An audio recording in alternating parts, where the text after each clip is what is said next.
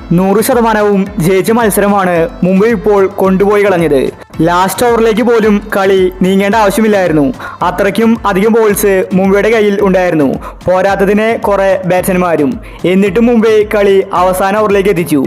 അവസാനം പാണ്ഡ്യ പോയതോടുകൂടി മുംബൈ കളി തോറ്റു. ഈ ഒരു മാച്ചിനെ പറ്റിയാണ് നമ്മൾ ഇന്നത്തെ വീഡിയോയിൽ നോക്കുന്നത്. ഇത്തരം ക്രിക്കറ്റ് ന്യൂസിന് വേണ്ടി ഈ ചാനൽ മറക്കാതെ സബ്സ്ക്രൈബ് ചെയ്യൂ. ഇപ്രാവശ്യം പാണ്ഡ്യ ക്യാപ്റ്റനായപ്പോൾ മുംബൈ ആദ്യ കളി തന്നെ ജയിക്കുമെന്ന വിശ്വാസം ആരാധകർക്കുണ്ടായിരുന്നു. പക്ഷേ കളി മാറിമറിഞ്ഞു. ഗുജറാത്ത് മികച്ച പ്രകടനമാണ് കാഴ്ചവെച്ചത്. കളി ഒരിക്കലും ലാസ്റ്റ് ഓവറിൽ എത്തുമെന്ന് ആരും തന്നെ കരുതിയിട്ടുണ്ടായിരുന്നില്ല. അത്രയും കുറച്ച് റൺസ് മാത്രമേ മുംബൈക്ക് ആവശ്യമായിട്ടുണ്ടായിരുന്നുള്ളൂ. കുറെ ബോൾസും കയ്യിലുണ്ടായിരുന്നു. എന്നാൽ മുംബൈ അവസാന നിമിഷം വിക്കറ്റും ബോൾസും വലിച്ചെറിഞ്ഞ് കളി തോൽപ്പിച്ചു. ഇവിടെ ക്രെഡിറ്റ് കൊടുക്കേണ്ടത് ഗുജറാത്തിന്റെ ബൗളിങ്ങിനാണ്.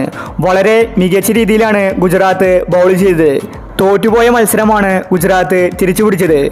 പ്രത്യേകിച്ച് എടുത്തു പറയേണ്ടത് ഗില്ലിന്റെ ക്യാപ്റ്റൻസിയാണ്. ഗില്ല് ക്യാപ്റ്റനായ ആദ്യ കളിയാണ്.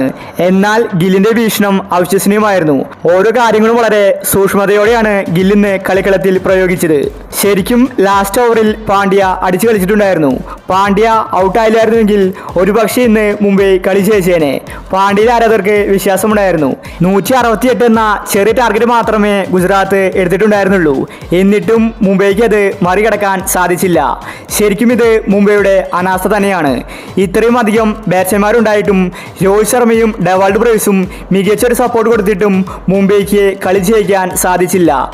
മിഡിൽ ഓർഡർ വളരെ മോശം പ്രകടനമാണ് കാഴ്ചവെച്ചത്. അതുപോലെ ഓപ്പണിംഗിൽ ഇഷാൻ വളരെ മോശം ബാറ്റിംഗ് പുറത്തെടുത്തു.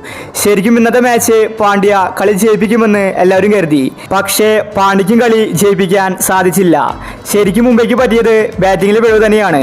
ഈ ഒരു ബാറ്റിംഗുമായി മുംബൈ മുന്നോട്ട് പോയാൽ വരുന്ന മാച്ചിലും തോൽക്കുമെന്നത് ഉറപ്പാണ്.